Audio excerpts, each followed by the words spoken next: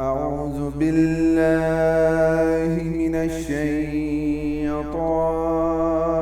الرجيم.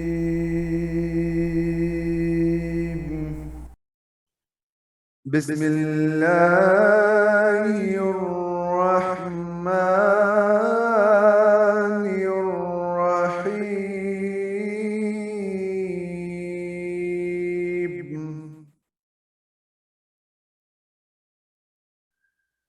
يسألونك عن الشهر الحرام قتال فيه،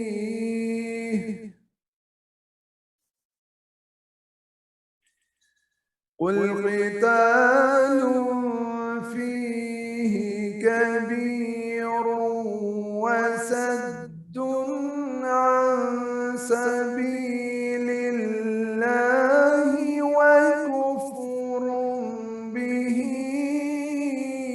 والمسجد الحرام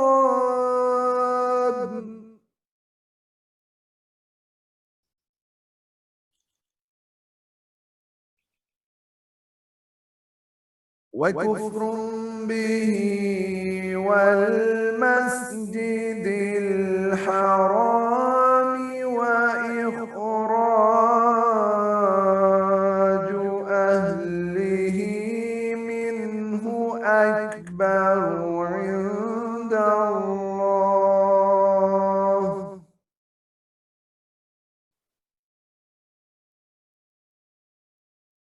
والفتنة أكبر من القتل، ولا يزالون يقاتلونكم حتى يردوكم عن دينكم إن استطاعوا،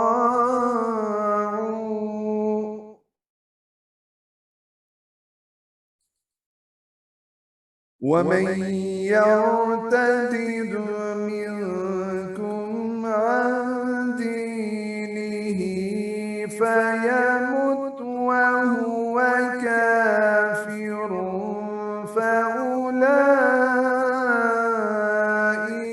حبطت أعمالهم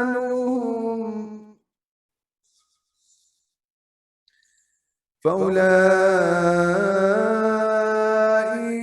حبطت أعمالهم في الدنيا والآخرة،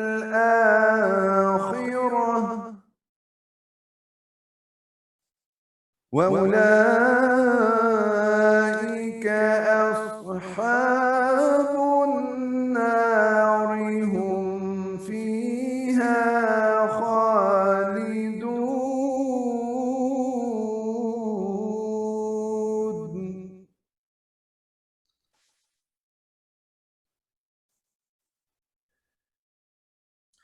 إن الذين آمنوا والذين هاجروا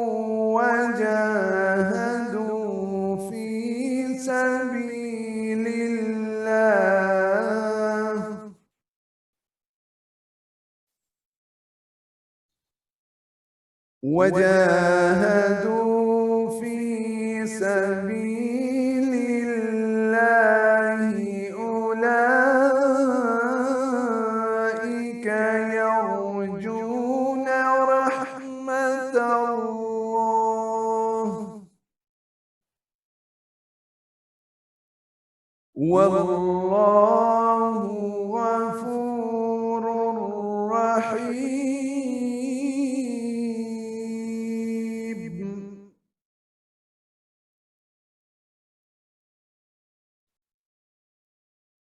يسألونك عن الخمر والميسر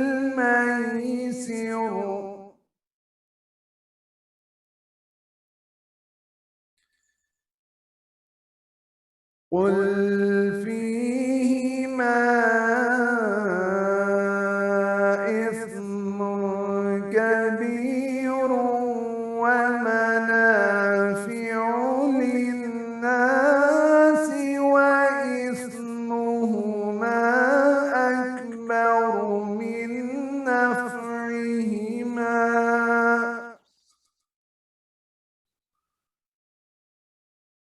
ويسألونك ماذا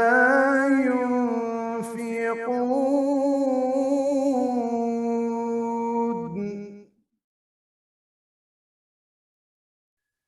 قل العفو كذلك يبين الله لكم الآيات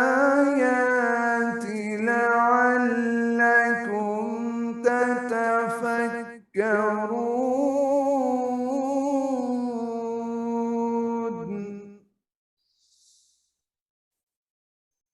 في الدنيا والآخرة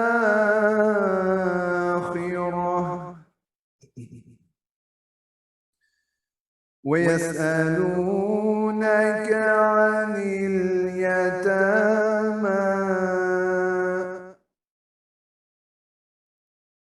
قل إصلاح لهم خير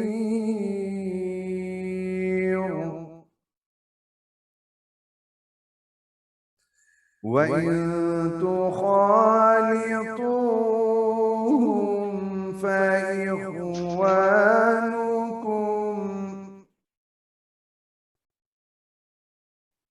والله يعلم المفسد من المصلح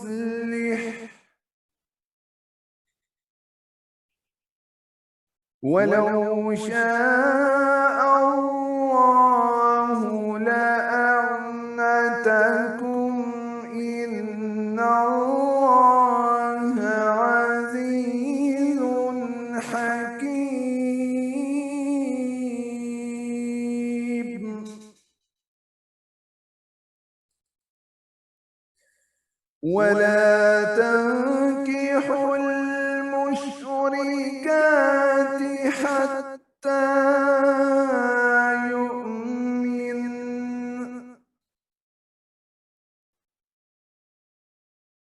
ولأمة مؤمنة خير من مشركة ولو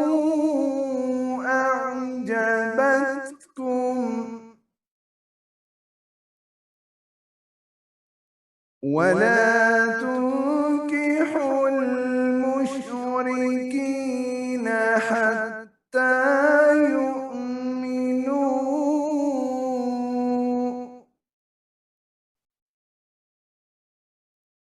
ولعبد مؤمن خير من مشرك ولو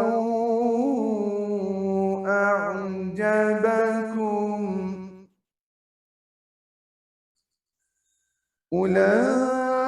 أولئك يدعون إلى النار والله يدعو إلى الجنة والمغفرة بإذنه ويبين آياته للناس لعلهم يتذكرون.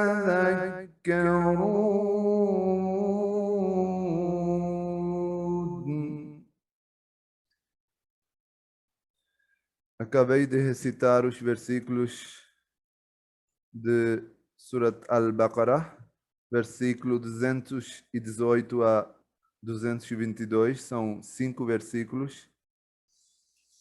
Vou apresentar agora a tradução desses versículos Em nome de Allah, o Clemente, o Misericordioso. Eles perguntam-te quanto ao combater no mês sagrado. Diz-lhes combater durante esse mês, é uma grande transgressão, mas por obstáculos a que alguém siga o caminho de Allah e ser ingrato para com ele, com Deus, e a mesquita sagrada, e de ela fazer sair o seu povo, é um pecado maior para com Allah. E perseguição é pior que matar. E eles não cessarão de vos combater enquanto não vos desviarem da vossa fé, e se eles puderem. E quem quer que dentro de vós se desviar da sua fé e morra enquanto for incrédulo, são esses cujos trabalhos serão em vão, tanto neste mundo como no próximo. Esses são os internados do fogo, e lá eles morarão. Nesse versículo, Deus continua falando sobre a batalha, sobre lutar no caminho de Deus. No versículo anterior, foi mencionado que quando foi dito para os muçulmanos de obterem a proximidade de Allah, e que eles perguntaram sobre combater no caminho de Allah, e Deus disse que pode ser que uma coisa que vocês não querem fazer, mas é melhor para vocês. E com isso, Deus não queria dizer que os companheiros eram covardes, eles não queriam lutar no caminho de Allah. Na verdade, eles não eram covardes, e a história provou isso também, né? Depois, mas eles não queriam lutar por terem a misericórdia nos corações. Eles não queriam levantar as espadas, não queriam matar, não queriam enfrentar o próprio povo, porque quem estava atacando os muçulmanos eram os familiares dos muçulmanos, eram do próprio povo. E os muçulmanos não gostavam dessa coisa, de lutar contra, em defesa, obviamente era em defesa, mas lutar contra o próprio povo, né? E o Deus Todo-Poderoso disse no Sagrado Alcorão que pode ser que vocês não estão gostando disso, mas por outro lado, é bom para você. Por isso Deus prescreveu para vocês de lutar, de combater. E depois, nesse versículo, me foi mencionado que eles os companheiros perguntam ao santo profeta sobre combater no mês sagrado. Na verdade, não só companheiros também, mas os incrédulos também. Aqui, atrás desse versículo, há um incidente que causou de revelar esse versículo. Quando os muçulmanos migraram de Meca para Medina, os mecanos não ficaram satisfeitos. E eles mandaram as cartas para os chefes e para os responsáveis de Medina, que se você der refúgio para o Muhammad, que paz de Deus esteja sobre ele, ou os seus amigos, que eram muçulmanos, então atacaremos a cidade de Medina e iremos destruir a cidade inteira e iremos capturar as mulheres e fazer escravas. Essa foi a ameaça que foi dada para o povo de Medina. E depois disso, obviamente, os muçulmanos não foram expulsos de Medina. O povo de Medina recebeu os muçulmanos. Isso deu o quê? Com que os incrédulos de Meca, eles atacaram a Medina. Eles fizeram uma preparação grande. E estavam fazendo uma preparação quando o santo profeta soube sobre o seu preparo, né, do povo de Meca. E ele mandou uns companheiros dele para saber como é que estava acontecendo. Ele disse para não entrar em Meca, mas fica na cidade do lado e tenta ganhar as notícias. O que eles estão fazendo preparo, quais são os preparos que eles estão fazendo, se eles estão atacando agora, quando é que vão atacar e tudo mais. Enquanto eles estavam na cidade do lado do Meca, estavam tentando obter informações para transmitir até o profeta, eles viram uma caravana do Meca, que estava indo para Meca, que eles também fazia parte da preparação de ataque que eles iriam fazer para Meca, para Medina, para os muçulmanos. Mesmo que o profeta não tinha ordenado nesse caso de fazer combate, só foi para obter informação, mas eles no momento tomaram a decisão, os muçulmanos eram 10 ou 12, que devemos parar essa caravana que chega até Meca, porque com essa caravana, tudo que iria dessa caravana iria ser usado para o ataque que seria feito para Medina. Então eles queriam impedir que o caravana chegasse até Meca, para que fizesse parte daquele preparo de ataque para Medina. E eles tentaram capturaram 2 pessoas, um tentou lutar e foi morto, e eles levaram até Medina as pessoas. Só que o santo profeta não gostou, porque era na verdade, era mês sagrado. Mesmo antes dos muçulmanos, havia 4 meses sagrados no calendário lunar, em que tanto os muçulmanos quanto as outras pessoas também, os incrédulos, eles respeitavam esses meses e não faziam qualquer tipo de batalha ou luta. Tudo que eles queriam fazer, juntavam e faziam logo depois de passar esses meses. Esses meses são os Muharram, que é o primeiro mês do calendário islâmico, Rajab, Zilqada e Zilhajjah, que são os últimos 2 meses, o primeiro e um no meio. Só que, quando eles atacaram, os muçulmanos atacaram essas pessoas, não tinha... era um mês sagrado. E os incrédulos não gostaram. E eles fizeram objeção. Eles disseram, agora você vai fazer a guerra nos meses sagrados? E aí Deus respondeu a alegação desses incrédulos, dizendo que essa gente aqui está perguntando, eles perguntam quanto ao combater no mês sagrado.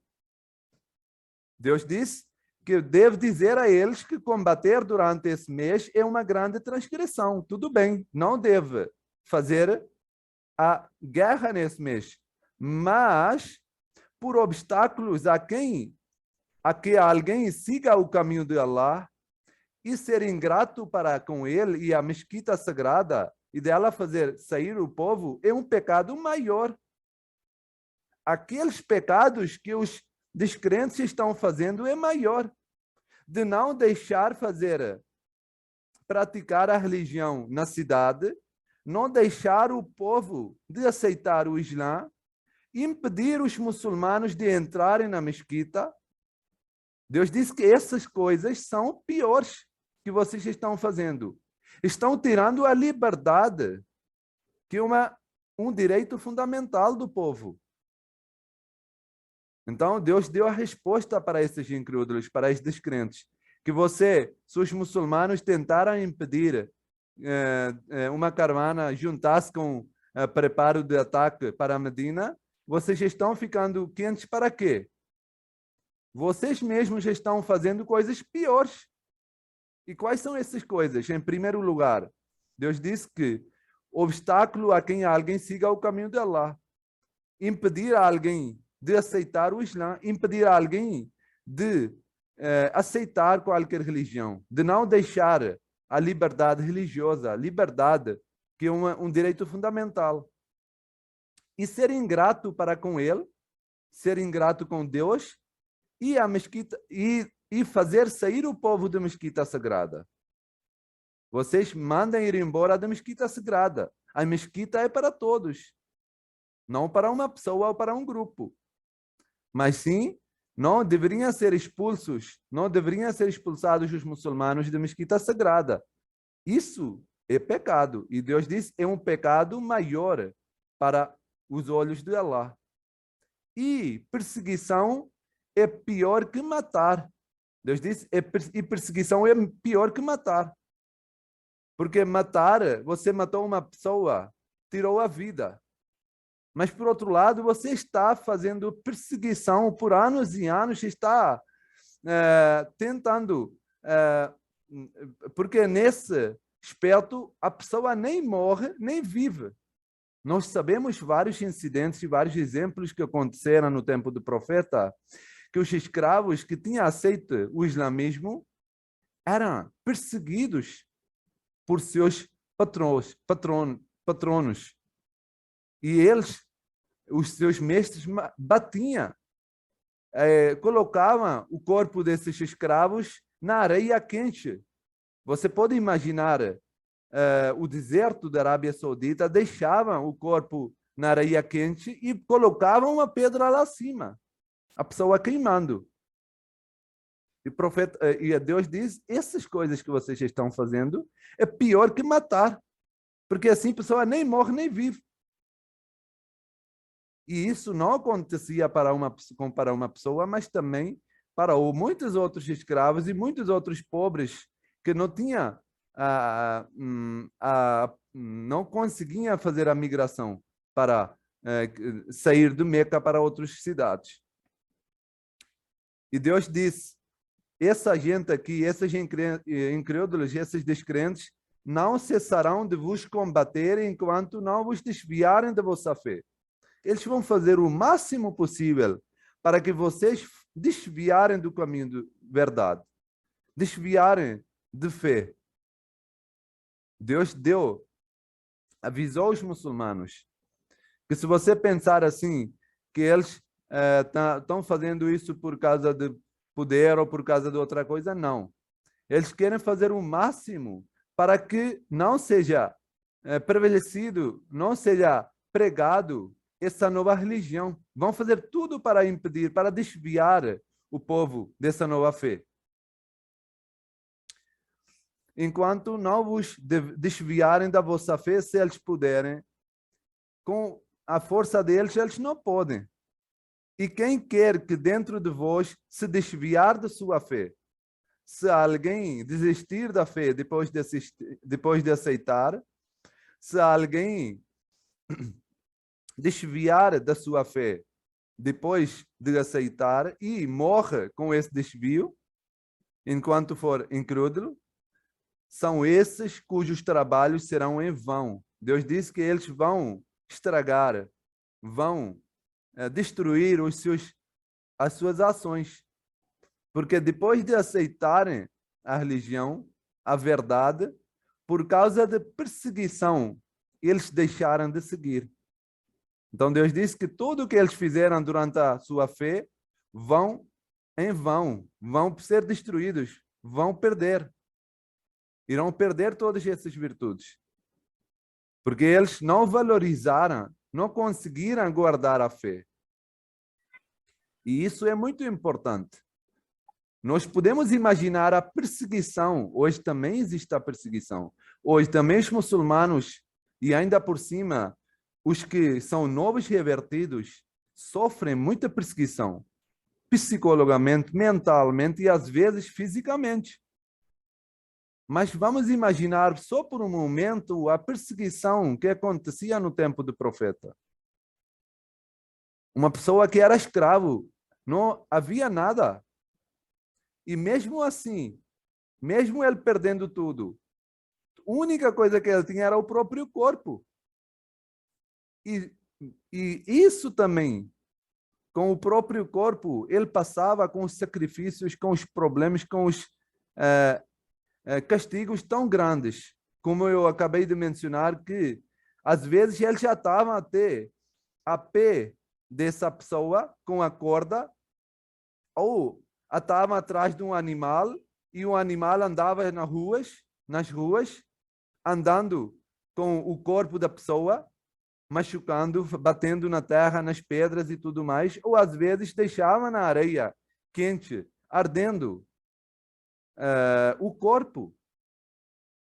E os muçulmanos, depois dos anos, quando acabou a perseguição, não tinha muita perseguição, eles mostravam, os companheiros antigos, eles mostravam esses sinais que tinha deixado, a perseguição que tinha deixado os sinais nos seus corpos, nas costas, para os novos muçulmanos. Olha, que o Islã não chegou assim com muita facilidade para vocês.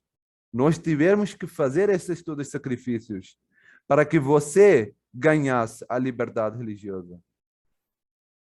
E assim eles incentivavam os nossos novos muçulmanos de permanecerem firmes na fé e sempre ficarem prontos para sacrificarem qualquer coisa para a fé. E Deus, no próximo versículo, diz: aqueles que creem e os que imigram e diligentemente se esforcem pela causa de Allah, esses é que têm esperança na misericórdia de Allah. E Allah é o mais generoso, o mais misericordioso. Deus deu primeiro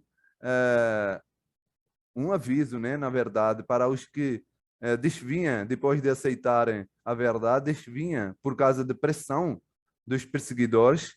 Deus diz que esses são que estão destruindo as ações boas, virtudes por próprias mãos.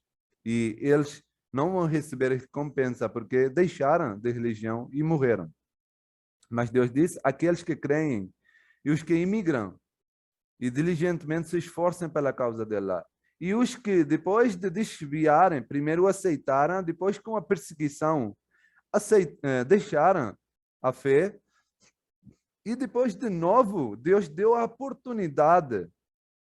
Eu digo a palavra oportunidade porque, na verdade, nós não sabemos quando nós podemos morrer. Então, a pessoa, quando deixou de seguir a religião, desviou do caminho, certo? Ele poderia ser morto. Poderia pegar o morto qualquer hora. Mas se a pessoa conseguiu de novo renovar a fé, aceitar a fé, ser guiado por Deus, quer dizer, foi dado uma outra oportunidade a ele, para que ele possa aproveitar com essa oportunidade. Mas nesse caso, Deus diz que deve imigrar. Porque você sabe, uma vez você tinha aceito o Islã, a fé, e por causa de perseguição, por causa de pressão da sociedade e tudo mais, você desviou.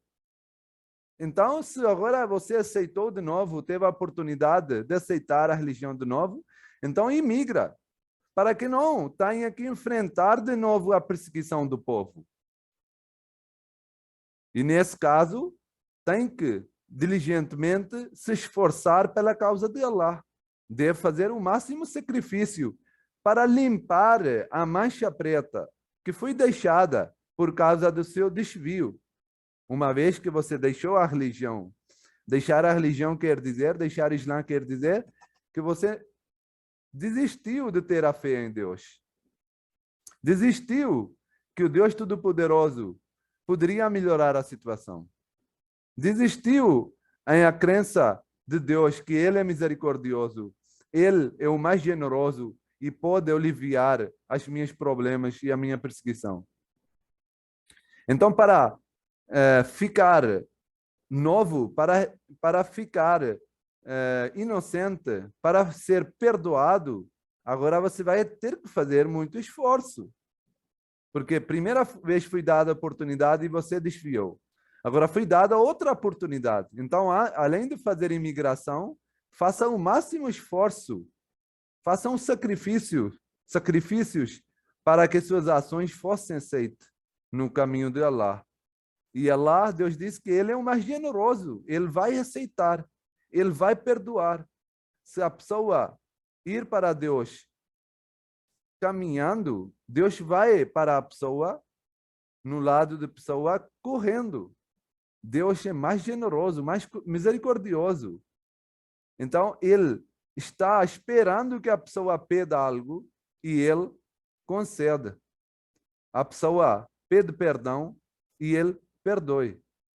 Por isso, é preciso fazer sacrifício, preciso que a pessoa tenha mais firmeza na fé. No próximo versículo, Deus diz: eles perguntam-te no que respeita a vinho e ao jogo de azar. Diz-lhes: em ambos há grande pecado e também há algumas vantagens para os homens, mas o seu pecado é maior que a sua vantagem. E eles perguntam-te o que devem despender. Diz-lhes: despendei o que não podeis poupar. Assim vos torna Allah claros os seus mandamentos, para que vós possais refletir. Eles, depois, Deus disse que os muçulmanos perguntam que o que deve, qual é a situação, como é que nós devemos agir, como é que nós devemos tratar em relação ao vinho, em relação ao álcool e jogo do azar. E falando isso, Deus disse que devem saber que em ambos há um grande pecado. Pecado não é em vinho em si mesmo, mas quando Deus diz, quando a pessoa vai beber, quando a pessoa vai consumir muito álcool e vinho e vai fazer esse jogo de azar e tudo mais, vai obviamente ter menos oportunidades de fazer coisas boas, das virtudes. Pouco a pouco vai ter menos inclinação para a virtude e mais inclinação para pecado. Então, essas coisas vão causar com que a pessoa incline para as coisas mundanas. Deus não falou só que o vinho não deve beber e pronto, acabou. Não falou mais nada, não deu nenhum argumento lógico. Ele falou logo. E também há um grande pecado e também há algumas vantagens para os homens. Ele admitiu que tudo que é criado nessa vida tem vantagens. Mas o seu pecado é maior que a sua vantagem. Deixou bem claro. Ele não disse, não beba, e acabou. Ele disse, deixou aberto para as pessoas pensarem e refletirem, né? Até a criança sabe que aquilo que não vai me dar nenhum benefício, ou tem mais desvantagens do que vantagens, ele não mexe. As pessoas, quando sabem que esse negócio não vai me dar vantagem, mas vai me dar desvantagens, vou gastar todo o meu investimento, mas não vou receber nada de volta. Ele não coloca a mão nesse investimento. E Deus está dando o mesmo exemplo aqui. Deus disse, sim, se você falar, há algumas vantagens, existem, mas o seu pecado é maior que a sua vantagem. Agora é por vocês. Vocês acham que vão colocar as suas vidas, a sua fé em risco só por causa do vinho, só por causa disso? Ninguém quer fazer um negócio de desvantagens. Sempre que alguém faz o negócio é para lucro. E isso não é um negócio de lucro, de consumir álcool para ganhar desvantagens. Então, e nós sabemos hoje em dia, eu não preciso falar aqui as desvantagens do álcool. Cada pessoa aqui é consciente, cada pessoa que tem o mínimo conhecimento das coisas, dos incidentes, dos acidentes que acontecem no rodoviário, dos acidentes que acontecem nos aeronaves, nos aviões. Muitas das vezes nós lemos nas notícias que o piloto tinha consumido álcool e que causou ou um incidente infeliz ou até caída do avião. E tem muitas outras desvantagens. Se começar a contar aqui, causa muitas famílias ficam quebradas por causa dos incidentes que acontecem depois de pessoas consumirem álcool. E Deus disse que essas são desvantagens. E isso causa com que a pessoa fica inclinada para os pecados e deixa as virtudes. E uma coisa que não tem vantagem, uma coisa que dá sempre desvantagem, para que você vai aproximar? Uma regra geral. Sempre que algo do qual o pecado é maior do que sua vantagem, é proibido. Uma regra geral. Precisa saber algo, você vê. Se algo que tem muitas desvantagens, que tem que pode criar muitos problemas para a saúde da pessoa e tem menos vantagens, obviamente, isso é haram, não é permitido. E álcool também, quando a pessoa fica viciada, quando começa a consumir tudo mais, tem desvantagens para a própria saúde também. E depois Deus dizer, eles perguntam o que devem despender. Diz-lhes, despendei o que não podeis poupar. A palavra árabe é al-af. Tudo que resta, tudo que é além das suas despesas, das suas coisas do cotidiano, você deve gastar nas coisas do cotidiano, mas tudo que sobra das suas despesas, deve gastar no caminho de Allah. Porque se você vai poupar por muito tempo, esse dinheiro não vai fazer circulação na sociedade. E nem para você vai criar não vai ser benéfico nem para você, nem para a sociedade. Mas, muito pelo contrário, a sociedade vai ser muito desequilibrada.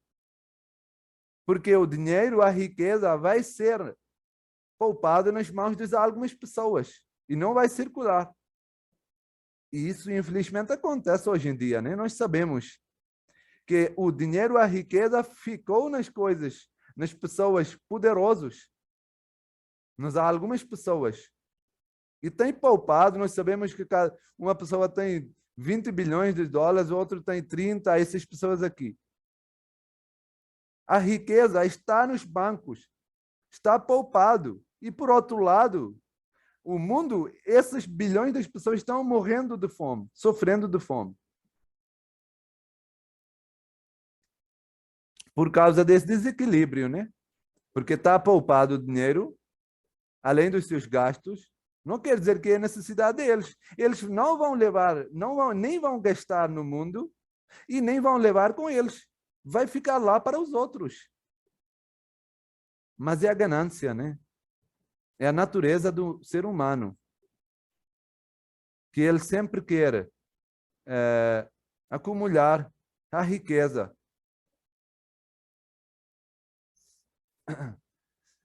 Despendei o que não podeis poupar, tudo que é além das suas despesas, assim vos torna lá claros os seus mandamentos, para que vos possais refletir. Sim, para que vos possais refletir sobre este mundo e o próximo. Se a gente pensar dos olhos mundanos, ninguém vai entender. E por isso muita gente que não tem fé tenta acumular e tem bilhões de dólares e não querem gastar dinheiro. Mas se a pessoa refletir um pouquinho, se tem misericórdia no coração, se ele tem carinho para ser humano, então ele vai, de certeza, despender de gastar essa riqueza para as pessoas.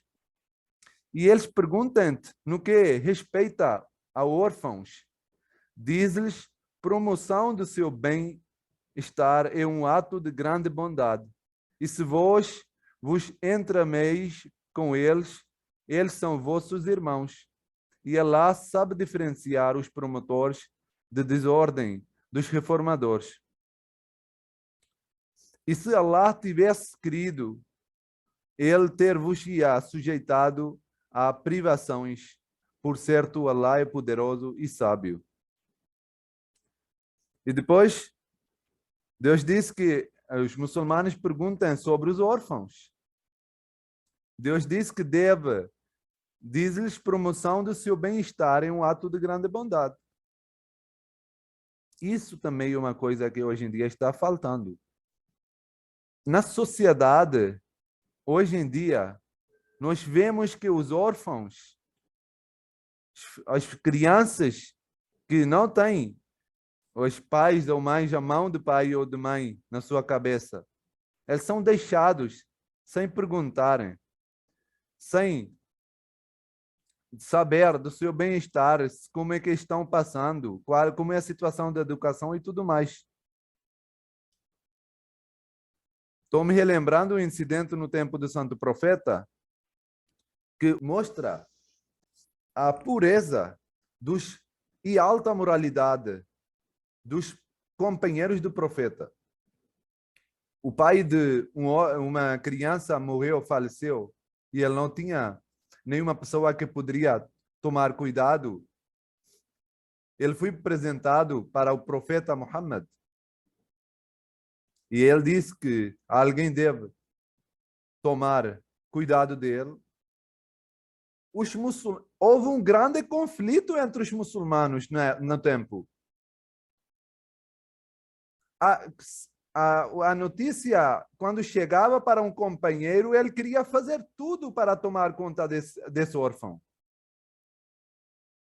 E assim, todos os companheiros a quem chegou essa notícia, eles começaram a brigar, começaram a fazer discussão entre eles. Que sim, eu quero tomar cuidado, eu quero ser responsável desse órfão. E quando chegou a notícia até o profeta, ele disse que não precisa fazer isso, basta trazer o órfão em frente das pessoas e a quem ele escolher ser o seu responsável, vai para ele. E assim foi apresentado para as pessoas e ele escolheu uma pessoa como ser responsável e foi dado essa responsabilidade para essa pessoa. E, muito pelo contrário, hoje, quando alguém morre na sociedade e que não deixa muita riqueza para as crianças, e que são crianças que não têm nenhum responsável, ele fica morrendo com um dor no coração. Quem é que vai ser responsável depois do meu falecimento? O maior receio, o maior dor, o maior medo que hoje existe quando a pessoa morre é que como é que vai ser criado o meu filho? Quem é que vai ser responsável? E o Sagrado Alcorão deixou bem claro que é a responsabilidade da sociedade de criar os órfãos. E ele diz que devem pensar como eles, devem vos intermeios com eles. Eles são vossos irmãos, devem supor que eles são os seus próprios irmãos. Como o irmão mais velho toma cuidado dos seus irmãos mais novos, como ele quer cuidar, como ele pensa bem do seu bem-estar, da sua educação, da sua saúde. Da mesma forma, Deus diz que a sociedade deve pensar dos órfãos. E não devem ser deixados isolados os órfãos. E Deus diz que se um órfão for que tem riqueza, que o pai dele deixou a riqueza, a pessoa que está sendo responsável para o órfão, ele pode gastar esse dinheiro também para o bem-estar desse órfão. Mas não deve aproveitar dessa riqueza. E diz que Allah sabe diferenciar os promotores de desordem dos reformadores. Quem quer reformar com sinceridade e quem só quer criar desordem. Allah sabe. E depois diz, por certo, Allah é poderoso e sábio. Uma pergunta surge também aqui, que por que que quais são ligação, qual é a conexão entre esses versículos, entre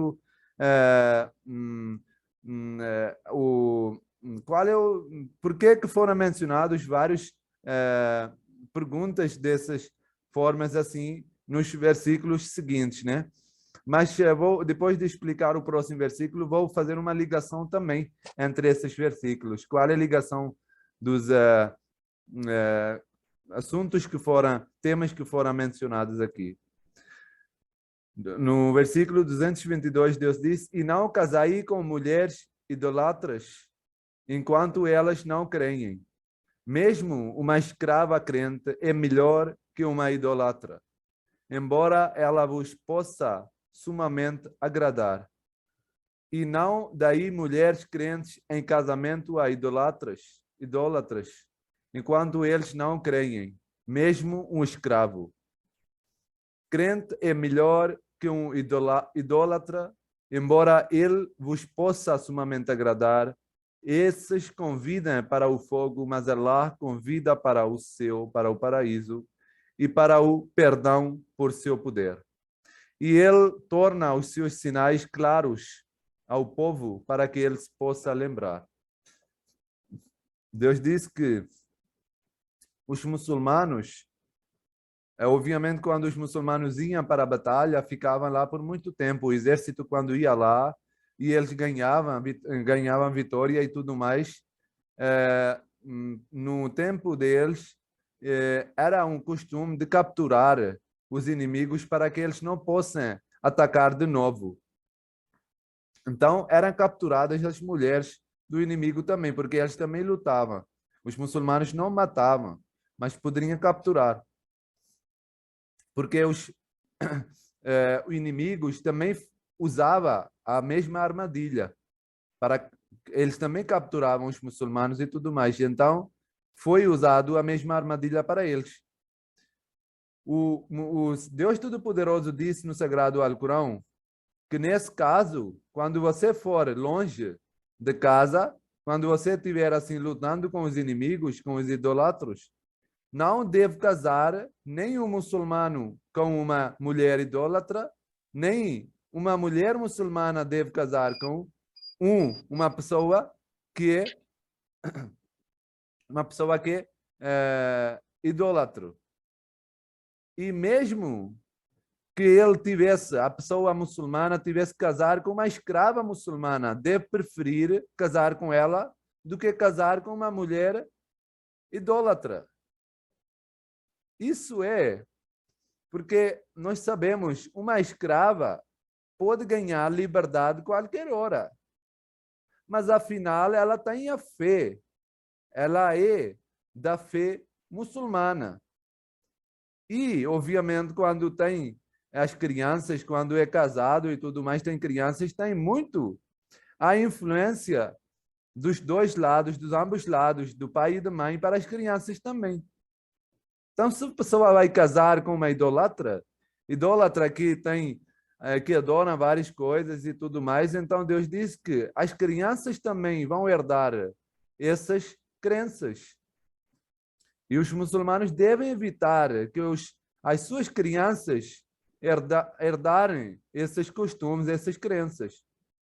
E por isso, Deus diz que mesmo que você tiver que casar com um escravo, a mulher com um escravo, ou, no caso de muçulmano com uma escrava, deve preferir casar com um muçulmano de uma pessoa com fé, do que aquele que é idólatra, aquele que tem vários ídolos.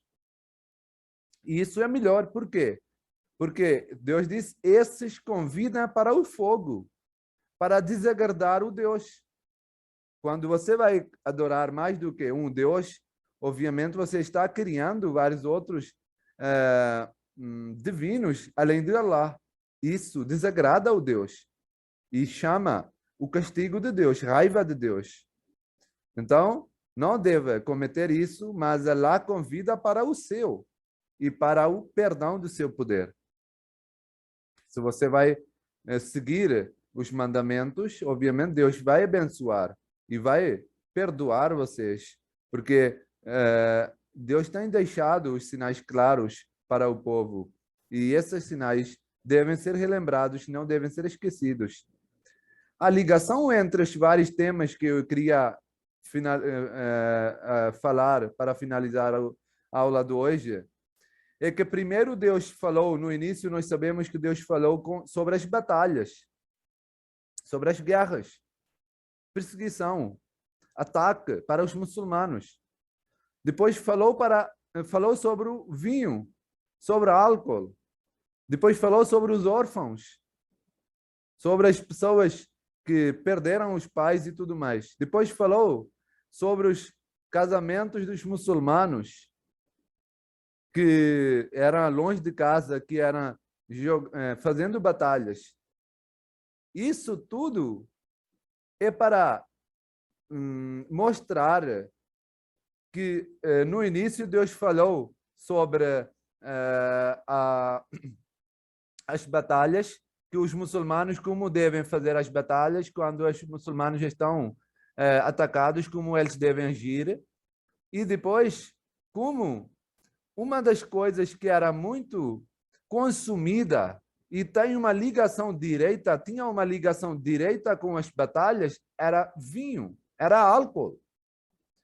Nos dias de guerra, os descrentes consumiam muito álcool para que eles perderem a noção, todas as noções ou matarem o inimigo ou morrerem, para que eles esquecerem as consequências, fazerem as guerras esquecendo as consequências. E por isso era muito consumido o álcool. Por isso, logo depois de falar das batalhas, Deus falou do vinho, do álcool.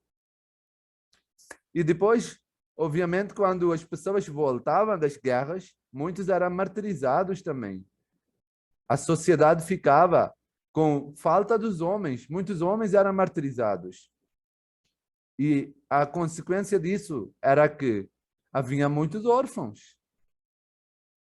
Ficavam muitas pessoas dos quais os pais foram mortos nas batalhas. Então Deus deu mandamentos para esses órfãos.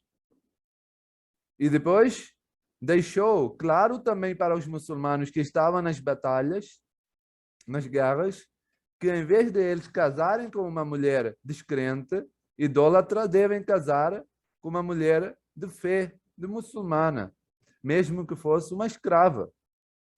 Então tem uma ligação forte entre todos os mandamentos, todos os assuntos que têm ligado com as guerras, com as batalhas que foram feitas para a defesa no tempo do profeta Muhammad. Que paz de Deus esteja sobre ela.